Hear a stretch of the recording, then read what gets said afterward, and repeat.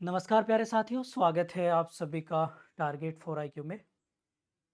इस वीडियो में हम लोग बात करेंगे यूपीपीसीएस जे के जीएस पेपर को लेकर।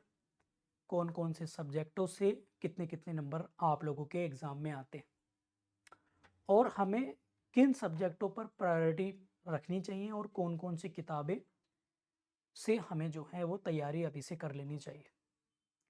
लिहाजा अभी लोकसभा इलेक्शन चल रहे हैं और इसके बाद ही आप लोगों का उत्तर प्रदेश पीसीएस जे, जिसमें आपकी लगभग 218 वैकेंसी, और यूपी एपीओ जिसमें लगभग 170 से ज़्यादा वैकेंसी आप लोगों की आनी है, जिसका अध्याचन कमीशन के पास पहुंच चुका है। ईपी एपीओ में भी और भी वैकेंसी बढ़ सकती है। इसके साथ साथ उत्तराखंड एपीओ का लगभग 153 या 54 वैकेंसीज का अध्याचन कमीशन के पास लगभग पहुंच चुका है। उसका नोटिफिकेशन भी आप लोगों को लोकसभा चुनाव के बाद जल्दी देखने के लिए मिलेगा। इस वीडियो में हम लोग जो बात करेंगे वो बात करेंगे कि हमें जीएस पेपर की तैयारी किस तरीके से, किस स्ट्रेटेजी से हमें करनी चाहिए और किन किन टॉपिक्स को हमें फॉलो करना चाहिए। तो चलिए, मैंने कुछ आप लोगों के एग्जाम्पल के साथ कुछ चीज़ें तैयार करी हैं, उनको मैं आप लोगों को बता देते हैं। तो जीएस पेपर में क्या क्या तैयार करें, मतलब मेन जो हमारा इस वीडियो का मोटिव है वो है कि जीएस पेपर में क्या क्या हम लोग जो है तैयार करें। अब देखो, अगर आज से 10 साल पहले की, 15 साल पहले या फिर उससे पहले की बात करें या फिर उससे भी पहले की बात करें तो प्री भी नहीं होता था। जैसे जैसे समय बीत रहा है वैसे वैसे कंपटीशन और परीक्षा देने वाले साथियों की संख्या बढ़ती जा रही है और पदों की संख्या भी लगभग कम होती जा रही है। और आप लोग देखते हैं कई कई सालों में नोटिफिकेशन आपके जुडिशरी एग्ज़ाम के आते हैं। और जुडिशरी वाले बच्चों के साथ सबसे बड़ा जो मेजर प्रॉब्लम है वो है जीएस पेपर। अमूमन सभी बच्चे लॉ पेपर ठीक ठाक से कर लेते हैं, लेकिन जीएस में उन्हें काफ़ी दिक्कत होती है। पिछले 2022 से कुछ थोड़ा रिलीफ तो मिला 9 माइनर एक्ट के साथ, लेकिन 9 माइनर एक्ट आप लोग देख रहे हैं काफ़ी हद तक बहुत ज़्यादा हैं और ब्रॉड हैं और काफ़ी कन्फ्यूजन में बच्चे काफ़ी क्वेश्चन गलत कर देते हैं। ऐसे में आप लोगों को अभी से प्रायोरिटी पर लेकर चलना पड़ेगा अगर आप उत्तर प्रदेश में सिविल जज बनना चाहते हैं। तो चलिए, ये वीडियो अगर आप लोग पहली बार चैनल पाएँ तो चैनल सब्सक्राइब कर लीजिएगा और बेल आइकन प्रेस कर लीजिएगा। इस वीडियो को अपने दोस्तों और जो लोग जुडिशरी की तैयारी कर रहे हैं, खासकर जीएस पेपर को परेशान है, तो उन तक ज़रूर शेयर करिए। देखिए, जीएस में जो मेन मेन जो रीड है आपकी, मेन जो बैकबोन अगर हम कहें पूरे पेपर की, तो वो है ये 5 सब्जेक्ट जिन्हें आपको प्रायोरिटी पर लेना है। लेकिन इसके अलावा भी 3-4 सब्जेक्ट हैं जो बहुत छोटे हैं। मतलब वो सारे सब्जेक्ट, जैसे मैं आगे आपको अभी बताऊँगा, जैसे मैंने आगे आपको लिखे हैं ये वाले, ये सारे सब्जेक्ट इतने हैं जितना ये केवल कोई एक सब्जेक्ट, ठीक है? जितना कोई केवल एक सब्जेक्ट। तो अभी हम इस पे डिस्कस करेंगे। मैंने एक प्रारूप आपको बता दिया कि हिस्ट्री जो है, जब से 9 माइनर एक्ट आए हैं, तो 9 minor act last year 15 number के आए थे। पर इस बार मैं थोड़ा ज़्यादा मान के चल रहा हूँ कि ऐसे मान के चल रहा हूँ कि 30 नंबर के प्रीलिम्स में आप लोगों को आ सकते हैं या मैक्स टू मैक्स 50 मार्क्स के भी पहुँच सकते हैं 9 माइनर एक्ट, ठीक है?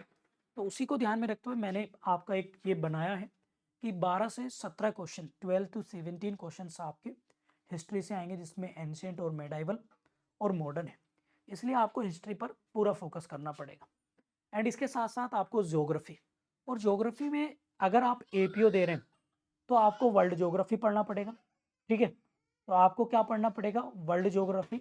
और यदि आप जुडिशरी दे रहे हैं, केवल जुडिशरी, तो आपको इंडियन ज्योग्राफी पढ़ना पड़ेगा।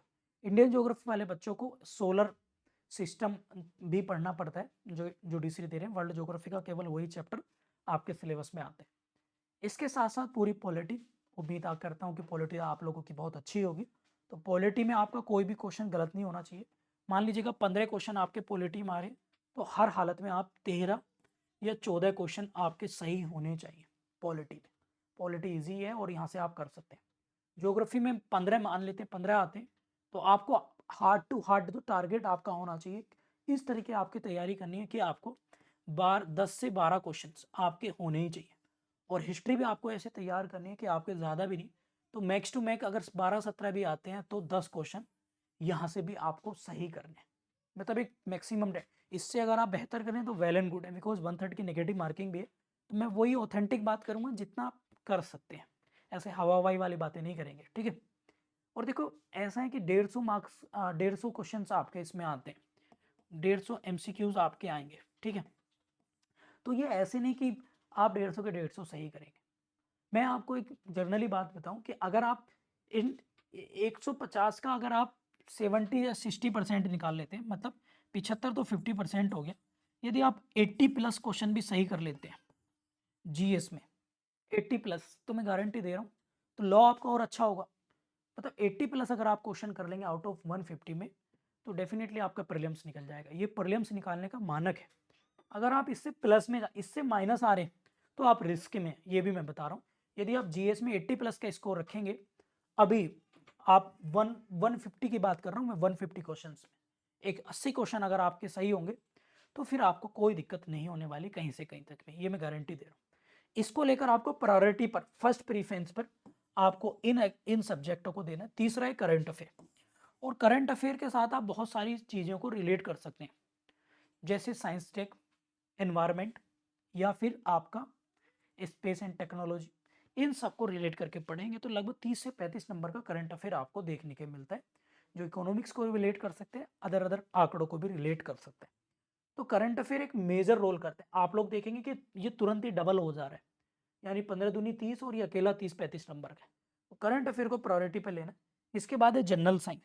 जनरल साइंस के लिए देखिएगा ये एवरग्रीन क्वेश्चंस होते हैं। इसके लिए तो बस मैं कहूँगा 20 सालों के यूपी पीसीएस या यूपी जुडिशरी या उत्तर प्रदेश लोक सेवा आयोग द्वारा जो भी पेपर हो, आप इसके लिए घटना चक्र के प्रीफर कर सकते हैं। जनरल साइंस प्रीवियस ईयर के पेपर से करेंगे तब भी आप 7 से 8% रिपीटेड आपको मिल जाएंगे और यहाँ से आपका काम हो जाएगा, ठीक है। तो अगर आप टारगेट बना के पढ़ें, और करंट अफेयर के लिए आप, मैं जो वीडियोस बना रहा हूँ करंट अफेयर का एक बैच भी मैं पढ़ा रहा हूँ सुबह 11 बजे से, तो उस बैच को ज्वाइन कर सकते हैं। और उसकी फीस ज़्यादा नहीं है, केवल 2000 रुपये। तो उससे आपका हो जाएगा। करंट अफेयर के नोट्स आप टारगेट फॉर IQ से भी परचेज कर सकते हैं। जब जुडिशरी का नोटिफिकेशन आएगा तो मैं करंट अफेयर के एक मैगजीन भी बनाऊंगा, या फिर कोई भी मैगजीन जो भी आपको बेहतर लगे, लेकिन उसका मल्टीपल टाइम रिवीजन जरूरी है, उसको फॉलो कर सकते। करंट अफेयर में अगर मान लेते, अगर आप 25 क्वेश्चन, 20 क्वेश्चन, चलिए 20 मान लेता हूँ, 25 नहीं 20 क्वेश्चन भी सही कर लेते हैं, तो अगर आप इनका सम करेंगे तो 10 20 आपका 15 और ये हो गया 35, 35 और 20 आपका हो गया है कितना, 55, और 7 से 8 आप जनरल साइंस में करेंगे तो आपके 62-63 नंबर इन मेजर एक्ट से आ रहे हैं। किन से? मेजर एक्ट, मतलब जो मेजर है आप मान लेते हैं 60 ही मान लेते हैं। अभी आपके ये 4 ही सब्जेक्ट हुए जिसमें आपने 60 नंबर कवर करने का टारगेट रख लिया। अब बाकी बचता है आपके कौन से, बाकी बचते हैं ये छोटे छोटे माइनर एक्ट, जैसे 2011 की जनगणना है, साइंस टेक है, आर्ट एंड कल्चर है, इंटरनेशनल ऑर्गेनाइजेशन थे, 2-3 क्वेश्चन आते, और यहाँ तक मुझे लगता है इससे कोई गलत ही नहीं होना चाहिए। यूपी जी के इकोनॉमिक्स आती है 5 से 6 नंबर की, 3 क्वेश्चन आप इससे आराम से कर। एनवायरमेंट आते हैं 3 से 4 नंबर का, तो 1-2 प्रश्न आप यहाँ से कर सकते हैं। साइंस टेक आती है 4 से 5 नंबर की, ठीक है। 2011 की जनगणना 1 या 2 नंबर की, तो 1-1 2-2 नंबर भी अगर आप यहाँ से लेंगे, ओवरऑल इन सब से मैं ज़्यादा नहीं कह रहा हूँ, बहुत इजी वे में बताना चाह रहा हूँ, बिकॉज बहुत बच्चे डिमोटिवेट हो रहे हैं जुडिशरी की तैयारी करते हुए कि सर कैसे करें क्या करें। अगर इन सब्जेक्टों से आप ज़्यादा भी नहीं, 10 से 15 क्वेश्चन आप सही कर लेंगे, 10 से 15 क्वेश्चन सही कर लेंगे ओवरऑल, अगर ये सारे मैं देखता हूँ तो 30 से 40 नंबर का ये सारा आता है आपका, ये टोटल। इसमें से 1/3 यानी 10 से 12 नंबर आप ले आइए, तो 60 पहले आ गए, 60 में आप लोग 12 और जोड़ देते हैं तो ये 72 नंबर आपके हो गए। अब बच जाता है बाकी आपका जो है 9 माइनर एक्ट। अभी 9 माइनर एक्ट भी बच रहा है नहीं बच रहा। और 9 माइनर एक्ट में मान लेते हैं पिछले साल 15 आए थे, इस बार 25 मान लेते हैं। अब क्योंकि लॉ के स्टूडेंट है तो 9 माइनर एक्ट में आपको ज़्यादा एक्सपेक्टेशन होंगी, तो अगर 25 क्वेश्चन आते हैं, अच्छी तैयारी है आप, जो अच्छे पढ़ने सीरियस कैंडिडेट है, तो 100% निगेटिव मार्किंग के साथ भी मुझे पक्का भरोसा है कि वो 20 आराम से कर देंगे, क्योंकि ज़्यादा बड़े एक्ट है नहीं और आराम से कर देंगे। तो 20 ये हो गए आप लोगों के, और 72 वो। अब 20 और 72 को अगर आप जोड़ेंगे तो भाई आप लोग देखिए कि 92% आपके हो रहे हैं। यानी इस स्ट्रेटेजी से आपको काम करना है, सेपरेशन थ्योरी पर चलना है, सबको बराबर टाइम। 9 माइनर एक्ट एक तरफ करके रख लीजिएगा, उनके MCQ पर डे अपनी हैबिट में लाइए, चाहे आप 15-15, 25-25 एमसीक्यू लाइए, लेकिन लाइए ज़रूर। और इसी तरह से अपने मेजर एक्ट को टाइम दीजिए कि भाई 1 हफ्ते के अंदर-अंदर मुझे हिस्ट्री कंप्लीट करनी है, ज्योग्राफी कंप्लीट करनी है, नोट्स मेकिंग अभी करिए। अब जैसे ये मेजर एक्ट मैंने लिखे हैं, तो यही जो मेजर एक्ट हैं आपके, ये वाले, ये सब के सब जनरल साइंस को छोड़कर यूपी में ये 4 सब्जेक्ट आपके मेंस में भी आते हैं। मतलब ये मेंस में भी देखने को मिलेंगे। तो इन्हें आप डिटेल में पढ़ेंगे तो प्री में फ़ायदा होगा और मेंस में भी फ़ायदा होगा। बात क्लियर होगी सभी को? तो इस चीज़ को ध्यान में रख के आपको अपनी प्रिपरेशन करनी है।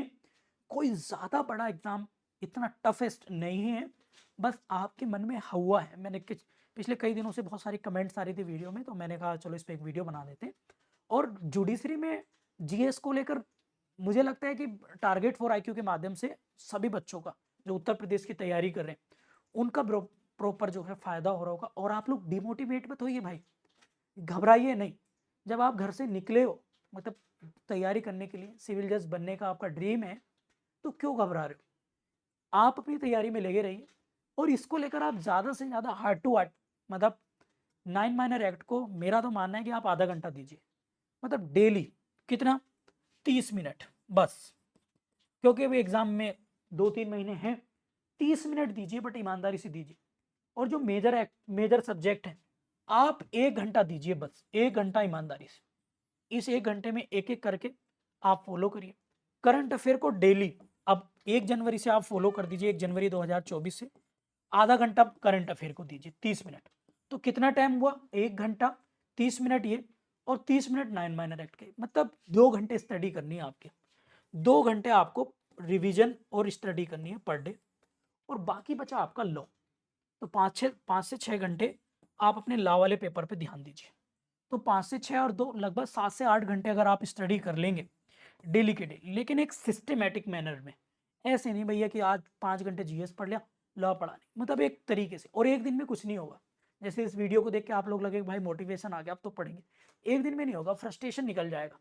आपके अंदर शिद्दत होनी चाहिए, यानी कि पूरी मेहनत आपको करनी है, और कंटिन्यूटी और पेशेंस। मतलब कभी कभी तो बहुत मन करता होगा पढ़ने का कि यार आज पढ़ेंगे, आज नई किताबें लाएं, आज ये करेंगे। लेकिन कभी कभी क्या होगा, 3-4 दिन तक पढ़ा, फिर ये पता नहीं जो नई किताब लाए थे वो कहाँ पड़ी है।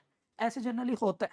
तो इसीलिए, और आपको अपने सपने, अपने ड्रीम को रोज रिकॉल करना है दिमाग में कि भाई हु एम आई, कि मैं क्यों, क्या हूं मैं, और क्यों मुझे अपने सपने को साकार करना है। उसके पीछे अपने पेरेंट्स का स्ट्रगल देखिए, अपनी खुद का स्ट्रगल देखिए। बहुत सारे बच्चे आप में से ऐसे ही होंगे अमूमन, जिनके माता पिता ये उम्मीद करके बैठे हैं कि हमारा बच्चा कब अधिकारी बनेगा, है नहीं। इस चीज़ को आप कंसीडर करेंगे, इमोशन से जोड़ेंगे चीज़ों को, तो डेफिनेटली आपको सफलता मिलेगी। मेरी दुआएं आप लोगों के साथ हैं, पूरी मेहनत करिए। और अभी बिकॉज समय है, इलेक्शन चल रहे हैं, इलेक्शन के बाद मैंने वीडियो के स्टार्टिंग में बता दिया कि 2-3 नोटिफिकेशन आएंगे, फिर आपको समय नहीं मिलेगा।